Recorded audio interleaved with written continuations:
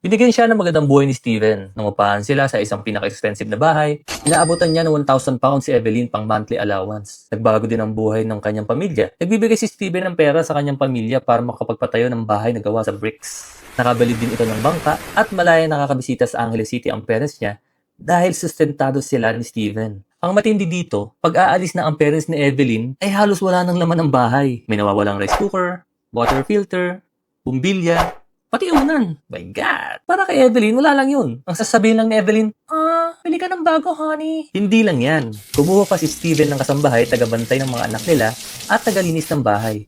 So wala nang gagawin si Evelyn. Hilata na lang magdamag. Kasarap ng buhay.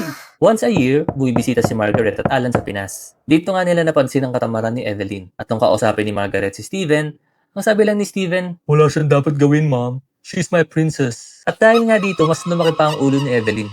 Nagbago siya, laging pera ang bukang bibig niya, na para bang minamalit niya pating mga kamag-anak niya. Napansin din ni Margaret na laging hawak ni Evelyn ang kanyang cellphone. Parang may ka-text. Kaya dito na siya naghinala at kinuhaan ng video ang mga suspicious na kilos ni Evelyn. One time na video niya si Evelyn na may kausap sa phone. At rinig na rinig niya ang tawa at kilig ni Evelyn.